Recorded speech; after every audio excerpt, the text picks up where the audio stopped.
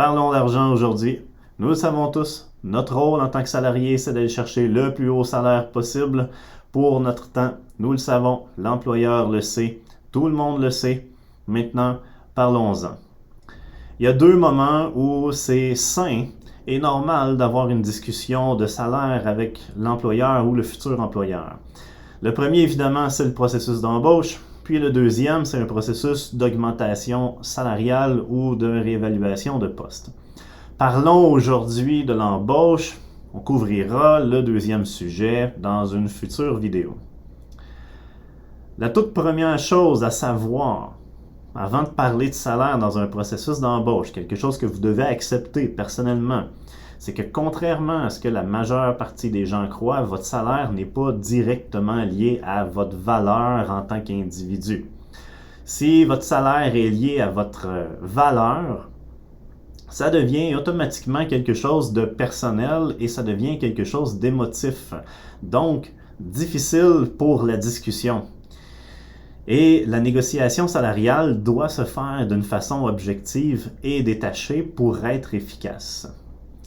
Donc, il y a beaucoup de choses dans la réalité d'une entreprise qui peut faire en sorte que le salaire qu'on vous offre serait moins élevé que celui que vous aimeriez avoir. Ça peut être la pression du marché, ça peut être l'offre et la demande sur votre type de profession, ça peut être juste la réalité financière de l'entreprise. Bref, beaucoup d'éléments qui sont hors de votre contrôle. À la seconde où vous avez accepté que votre salaire n'est pas directement lié à votre valeur personnelle, la discussion va être plus saine et plus tenable pour vous, à tout le moins. Donc, avant de commencer une discussion sur le salaire, il faut savoir dans quelle entreprise vous allez travailler. Si vous allez travailler dans une entreprise où il y a une échelle salariale très précise, déterminée par un syndicat ou déterminée par la fonction publique, des réglementations, des lois et ainsi de suite, évidemment, la négociation salariale ne sera pas réellement possible dans ce contexte-là.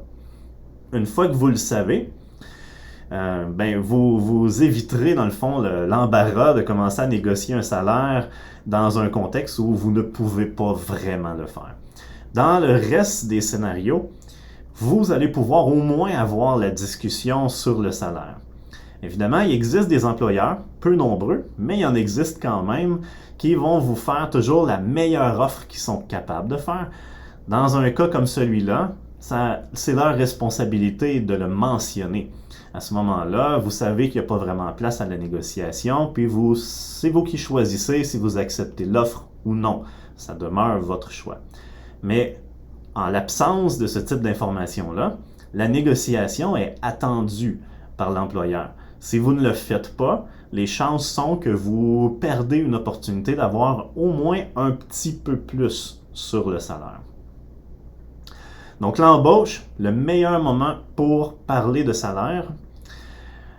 En général, la négociation salariale s'étire sur une quand même assez longue période quand on y pense.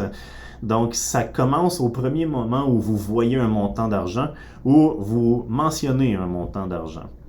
Donc, s'il y a des employeurs, par exemple, qui affichent les salaires sur l'offre d'emploi, mais en général, ils mettent une fourchette de prix, une fourchette de salaire quand même suffisamment large pour se laisser une certaine marge de manœuvre dans la discussion.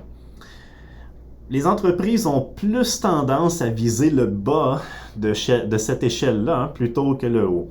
Mais ça donne quand même une indication du montant minimal et montant maximal qu'ils s'attendent à avoir pour ce type de poste-là. Évidemment, si ça vous convient pas, ne postulez pas et c'est tout simplement réglé. D'accord? Bon, la majorité des offres d'emploi n'ont pas cette information-là. Donc, vous postulez et la discussion sur le salaire commence lors de l'entretien d'embauche quand on vous demande c'est quoi vos attentes salariales. Il y a deux approches que vous pouvez suivre, dépendamment de votre style puis de votre personnalité. La première pourrait être de dire « Je ne mentionne pas de montant d'attente salariale ». Bon, vous ne le dites pas de cette façon-là, mais une façon simple de le dire serait de mentionner que vous faites confiance au jugement de l'employeur et à sa capacité à vous positionner sur l'échelle salariale et que vous l'invitez à vous faire une offre d'emploi qui est juste et raisonnable selon lui. D'accord? Et là, la discussion devrait s'arrêter là et reprendre sur le salaire lorsque l'offre d'emploi arrivera. Certains recruteurs, par contre, vont insister. Donc, si l'approche de ne pas mentionner de montant devient inconfortable, bien, on passe à la deuxième approche, celle qui est de mentionner un montant. D'ailleurs, vous pouvez prendre cette approche-là et mentionner un montant directement. Encore là, je le précise, ça dépend de votre style de personne. Donc, ça dépend aussi de la confiance que vous avez dans votre connaissance du marché puis de la valeur que votre rôle peut avoir approximativement dans ce type d'entreprise-là. Donc, si vous avez cette connaissance-là, en fait, vous devriez faire un peu de recherche pour avoir fixé dans votre tête au moins un montant que vous aimeriez avoir au minimum, si on veut. Ça, c'est un montant que vous fixez et que vous ne le dites à personne. D'accord? Vous gardez cette information-là. Et lorsqu'on vous demande c'est quoi votre attente salariale, lors de l'entrevue, vous allez mentionner 5 à 10 000 $ de plus que le montant que vous êtes fixé.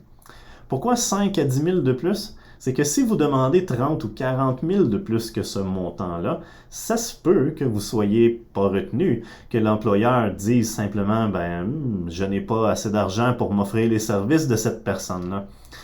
Donc, vous ne voulez pas demander un montant qui est exagérément trop haut, mais vous voulez demander un montant qui est un peu plus haut que ce que vous aimeriez avoir, juste pour voir si l'employeur avait de la marge de manœuvre ou s'il est capable d'aller un peu plus loin que le minimum que vous voudriez avoir. Je donne un cas de figure simple. Supposons que vous souhaiteriez avoir un salaire de 70 000 par année. Eh bien, il n'y a rien de dangereux à dire que vous voudriez avoir 80 000. Donc ça, c'est le montant que vous mentionnez. Hein? C'est une négociation. Donc, si, par exemple, l'employeur avait une capacité de payer 75 000, eh bien, une différence de 5 000 entre ce que vous avez mentionné et ce qu'il peut payer, ce n'est pas assez pour vous sortir de l'équation. Donc, l'employeur va quand même essayer de vous faire une offre à 75 000 que vous pourrez accepter avec plaisir parce que ça demeure plus élevé que ce que vous auriez accepté. Donc, c'est une technique de base, simplement mentionner un peu plus que ce que vous voudriez avoir. Ce qui est important ici, c'est de ne pas avoir une longue discussion sur le salaire pendant l'entretien d'embauche. Ça donne l'impression à l'employeur que tout ce qui vous intéresse, c'est l'argent. Et il n'y a vraiment rien de plus plate pour un employeur que d'avoir un candidat qui fait vraiment juste parler d'argent. Donc, il y a beaucoup de dynamique au travail. Le salaire en est une partie très importante, mais ça ne devrait pas quand même être le seul élément discuté par le candidat dans l'entretien. Donc, vous mentionnez un montant légèrement au-dessus de ce que vous voudriez avoir. En général, la discussion s'arrête là et la discussion sur le salaire va reprendre quand vous allez avoir une offre d'emploi. Donc, on vous appelle, on vous fait une offre d'emploi. Si le montant est ce que vous voudriez ou plus élevé, magnifique, okay, vous acceptez, tout va bien. Si le montant est plus bas que ce que vous avez demandé à l'entrevue, et qui est quand même plus élevé que ce que vous accepteriez, vous avez le bon positionnement à ce moment-là pour négocier. Donc, vous pouvez à ce moment-là demander peut-être 1 000 ou 2 000 $ supplémentaires. Donc, une dernière contre-offre, dernière tentative pour avoir un petit montant d'argent un peu plus que ce qu'ils offrent. En général, ils vont être capables d'accepter. C'est sûr que si vous demandez 15 000, 20 000 de plus à ce moment-là, les chances que ça soit accepté, c'est plutôt bas. Mais un petit montant, pas de problème. OK? Pas de problème. Je dis en général, évidemment, ça ne veut pas dire qu'ils vont toujours accepter, mais rendu là, Si vous faites une contre-offre, si on veut, une dernière demande, vous ne serez pas rejeté. Le pire qui peut arriver, c'est qu'ils refusent, mais l'offre est toujours sur la table. Alors, ça vaut toujours la peine de faire cette dernière petite offre-là. Et si jamais ce n'est pas possible, rappelez-vous une chose, il y a d'autres choses que le salaire qui peuvent être négociées, qui peuvent être intéressantes. D'accord? Vous pourriez demander une semaine de vacances de plus par année, par exemple. D'accord? Donc, des congés supplémentaires, du temps pour aller aux études, voire même une participation à vos paiements de frais de scolarité si vous terminez des études ou si vous prévoyez faire de la formation continue. Donc, il y a vraiment plusieurs éléments, plusieurs avantages qui peuvent s'ajouter à la négociation en dehors du salaire, si jamais le salaire est moins discutable ou moins négociable. Alors voilà, j'espère que ces conseils-là vont pouvoir vous être utiles.